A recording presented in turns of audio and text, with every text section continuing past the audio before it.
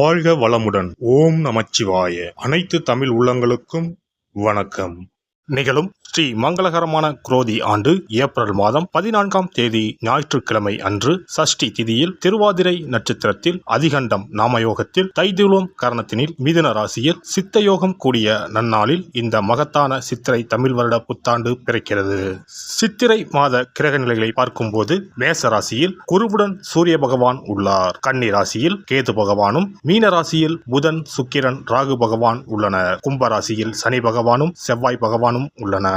இந்த ஆண்டு சித்திரை மாதத்திலேயே குரு பகவான் 12 ஆண்டுகளுக்கு பிறகு ரிஷபராசிக்கு இடப்பெயர்ச்சி ஆகிறார். 30 ஆண்டுகளுக்கு பிறகு சனி பகவான் மீனராசி சென்று ராகுவுடன் இணைய போகிறார். பிறக்கப் போகும் குரோதி தமிழ் புத்தாண்டில் 2 கிரக உச்சத்தையும் ஒரு நீசபங்க ராஜயோக கிரகத்தையும் தன்னுடைய கோச்சாரமாக கொண்டுள்ளது. சூரியன் குரு இணைவு மிகுந்த நன்மை தரும். ஆனால் ராகு, உச்ச சுக்கிரன், புதன் சேர்க்கை கொஞ்சம் திகிலாக உள்ளது.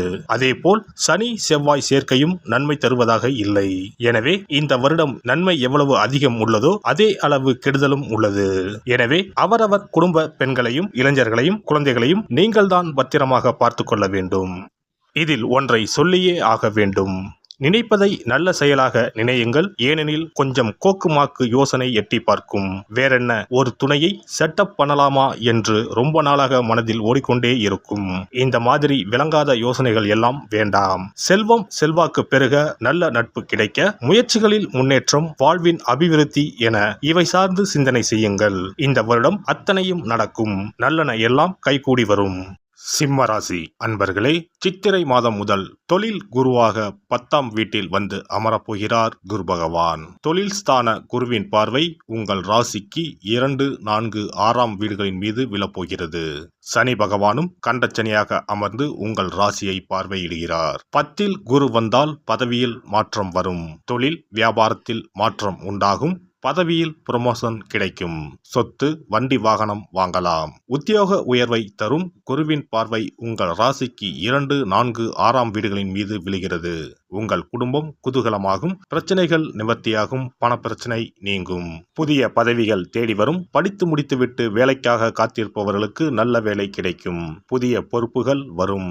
இடமாற்றங்கள் ஏற்படும். வெளிநாடுகளில் வேலை செய்பவர்கள் கவனமாக செயல்படவும். மேல் அதிகாரிகளின் உத்தரவுக்கு கட்டுப்படுங்கள். வீண் தர்க்கம் வேண்டாம். வீடு, நிலம் வாங்கலாம். வீடு கட்டி கிரகப்பிரவேசம் செய்யலாம். குரு பார்வையால் குடும்பத்தில் சுபகாரியம் நடைபெறும். 4ஆம் வீட்டில் குரு பார்வை விழுவதால் வேலையில் இடமாற்றம் ஏற்படும். சுகமும் சந்தோஷமும் ஏற்படும். சிலருக்கு வீடு மாற்றம் நிகழ வாய்ப்பு உள்ளது. 6ஆம் வீட்டில் குருவின் பார்வை விழுகிறது. கடன் பிரச்சனைகள் நீங்கும். எதிரிகள் தொல்லை நீங்கும். கண்டச்சனியாக உங்கள் ராசிக்கு நேர் எதிரே சனி பகவான் ஆண்டு முழுவதும் அமர்ந்திருப்பதால் வேலையில் பொறுப்பும், பணியிடங்களில் பேசும்போது கவனம் தேவை. இருப்பதை விட்டுவிட்டு பறப்பதற்கு ஆசைப்படக்கூடாது. சுபகாரியங்கள் நடக்க சற்று போராட வேண்டியிருக்கும். உடல் ஆரோக்கியத்தில் அதிக கவனம் தேவை. சனி தரும் சசயோகத்தால் செல்வம் வீடு தேடி வரும். உங்கள் செலவுகளை குறைத்து சேமிக்க தொடங்குங்கள்.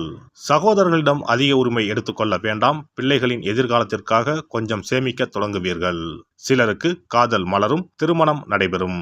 நீண்ட நாட்களாக பிரிந்திருந்த தம்பதிகள் குரோதி ஆண்டில் ஒன்று சேருவார்கள். குரோதி ஆண்டு முழுவதும் ராகு பகவான் உங்கள் ராசிக்கு அஷ்டமஸ்தானத்தில் பயணம் செய்வார். தனவாக்கு ஸ்தானத்தில் பயணம் செய்வதால் தடைகளை தாண்டி வெற்றி பெறப் போகிறீர்கள். மனக்கவலைகள் நீங்கும். போட்டிகளை சமாளித்து வெற்றி பெறுவீர்கள். இந்த ஆண்டு முழுவதும் பண விஷயத்தில் வாக்கு கொடுப்பதை தவிர்த்து விடுங்கள். எந்த இக்கட்டான சூழ்நிலையும் மன உறுதியுடன் சமாளித்து வெற்றி காண்பீர்கள். மே மாதத்திற்கு பிறகு வெற்றிகள் உங்களுக்கு தேடி வரப்போகிறது. குரோதி ஆண்டில் கிரகங்களின் பயணம் சாதகமாக இருப்பதால் மகிழ்ச்சியில் திளைக்கப் போகிறீர்கள். சூரியனார் கோவில் சென்று தரிசனம் செய்து வணங்கவும். சூரியன் எதிரில் குரு இருப்பார். அவரையும் சேர்த்து வணங்கிக் கொள்ளவும். சனி செவ்வாய் சேர்க்கைக்கு ஞாயிற்றுக்கிழமையில் பன்னீர் பூமாலை மற்றும் அகல் விளக்கில் புங்கம் எண்ணெயில் 19 மிளகை மூட்டை கட்டி சிகப்பு நிற திரிகொண்டு தீபம் ஏற்றவும். சிறப்பு பரிகாரம். செவ்வாய் தோஷம் நீங்க செய்ய வேண்டிய பரிகாரங்கள் என்னென்ன, வழிபட வேண்டிய தெய்வம் யார் என்பதனை பற்றி காண்போம். நவ கிரகங்களில் சூரியனுக்கு அடுத்தபடியாக செயல் ஆற்றல் உள்ள கிரகம் செவ்வாய். ஆளுமை திறன், ஆற்றல், வீரம், அதிகாரம் செய்தல், வளைந்து கொடுக்காத தன்மை, தர்மம், நீதி, நேர்மை, நியாயம் போன்ற அம்சங்கள் கொண்ட கிரகம் செவ்வாய். செவ்வாய் பலமாக இருந்து நல்ல ஆதிபத்தியம் பெற்று அவரது தசை நடக்குமானால் சகோதர சகோதரிகள் மூலம் பெரும் அனுகூலம் ஏற்படும். பெரிய பதவிகளில் உள்ளவர்கள் தொழில் அதிபர்களின் தொடர்பு கிடைத்து அதன் மூலம் முன்னேற்றம் உண்டாகும். பலமற்ற ஆதிபத்தியம் பெற்று தசை நடக்குமானால் கீழே விழுவதும் அடிபடவும் நேரிடும். வாகன விபத்துக்களை சந்திக்க நேரிடும். இரத்த காயங்கள், வெட்டுக்காயங்கள், இரத்த சம்பந்தமான நோய், சித்தப்பிரமை, தலையில் அடிபடுதல் போன்றவற்றை ஏற்படுத்துவார் செவ்வாய் பகவான். வீண் வழக்குகள், சண்டை சச்சரவுகள், மறைமுக நேர்முக எதிரிகள், பொருள் களவு போகுதல், செய்தொழில் வியாபாரத்தில் திடீரென்று பெருத்த நஷ்டம், அரசாங்க கெடுபிடி, பதவி இறக்கம், மறைந்து வாழும் சூழ்நிலை என்று பலவகை இன்னல்களை உருவாக்குவார். செவ்வாய் முதலான தோஷங்கள் அனைத்தும் நீங்க அவரின் அருளை முழுவதும் பெற செவ்வாய்க்குரிய அதிதேவதையான முருகனை வழிபடுவதும், கோதுமை ரொட்டி, வெள்ளை எள் கலந்த இனிப்பு பலகாரங்கள், துவரை போன்றவற்றை ஏழைகளுக்கு தானம் கொடுப்பதும் நல்லது. செவ்வாய் கிழமைகளில் விரதம் இருந்து செவ்வாய் பகவானுக்கு விளக்கேற்றுவது, சஷ்டி விரதம், கிருத்திகை விரதம் மேற்கொள்வது, தினமும் கந்த சஷ்டி கவசம் படிப்பது நல்லது. மேலும் செவ்வாய்க்குரிய கல்லான பவளக்கல்லை மோதிரத்தில் பதித்து அணிவது, சிவப்பு நிற ஆடையை அணிந்து கொள்வது, செப்பு பாத்திரங்களை உபயோகிப்பது போன்றவற்றால் செவ்வாயால் உண்டாகக்கூடிய தோஷங்கள் குறையும். செவ்வாய் பகவானுக்கு செய்யும் பரிகாரங்கள் அனைத்தும் முருகனுக்கு உகந்தது என்பதால் முருகனின் திருவருளும் கிட்டும். திருமண வாழ்க்கையில் செவ்வாய் பகவானுக்கு முக்கிய பங்கு உண்டு. திருமணத்துக்கு வரன் பார்க்கும்போது பிள்ளைக்கோ அல்லது பெண்ணுக்கோ செவ்வாய் தோஷம் இருக்கிறதா என்றுதான் முதலில் கேட்பார்கள். அந்த அளவுக்கு செவ்வாய் தோஷம் மிகவும் முக்கியமானதாக பார்க்கப்படுகிறது. ஒருவரின் ஜனன ஜாதகத்தில் லக்னம், சந்திரன், சுக்கிரன் ஆகியோருக்கும் செவ்வாய் இருக்கும் இடத்திற்கும் உள்ள தொடர்பை கொண்டுதான் செவ்வாய் தோஷம் ஒருவரின் ஜாதகத்தில் எந்த அளவுக்கு வலிமையாக இருக்கிறது என்பதை கணிக்க முடியும். செவ்வாய் தோஷம் இருக்கிறது என்றால் நம்பிக்கையோடு மிக எளிய பரிகாரங்களை செய்வதன் மூலம் தோஷ நிவர்த்தி பெறலாம். செவ்வாய் தோஷம் என்பது திருமண தடையை ஏற்படுத்துவது மட்டுமல்லாமல் மேலும் பல இடையூறுகளையும் ஏற்படுத்தும்.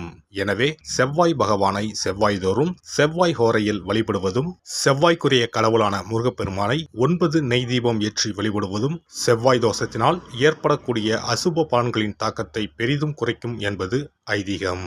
செவ்வாய் தோஷம் ஒருவருக்கு இருந்து ஒருவருக்கு இல்லை என்றால் திருமணம் செய்யக்கூடாது என்பது சாஸ்திரம். இருவருக்கும் இந்த தோஷம் இருந்தால் திருமணம் செய்து வைக்கலாம் என்று சிலர் சொல்வார்கள். ஆனால் பொதுவாக தோஷம் ஒருவருக்கு இருந்தாலும் சரி அல்லது இருவருக்குமே இருந்தாலும் சரி, தக்க ஜோதிடர்களை ஆலோசித்து முறைப்படி பரிகாரங்கள் செய்வதுதான் சரி. செவ்வாய் தோஷத்தால் திருமண தடை உள்ளவர்கள் வைத்தீஸ்வரன் கோவிலுக்கு வந்து அரச மரத்தடி விநாயகர் ஆதி வைத்தியநாதரை வழிபட்டு ஆலமரத்தை சுற்றி வர வேண்டும். வைத்தியநாத சுவாமி, தையல்நாயகி அம்மன், செவ்வாய்க்கு அதிதேவதையான முருகப்பெருமானை வழிபட வேண்டும். சன்னதியில் உள்ள செவ்வாய் பகவானுக்கு சிகப்பு வஸ்திரம் சாத்தி அபிஷேகம் செய்து பரிகாரம் செய்ய தடைகள் நீங்கும். இந்த வீடியோ பதிவு உங்களுக்கு பிடித்திருந்தால் லைக் பண்ணுங்க, கமெண்ட் பண்ணுங்க, ஷேர் பண்ணுங்க, மறக்காம சப்ஸ்கிரைப் பண்ணுங்க, பக்கத்துல இருக்கிற பெல் பட்டனை கிளிக் பண்ணுங்க. நன்றி, வணக்கம். ஓம் நமச்சிவாய. சிவாய நம.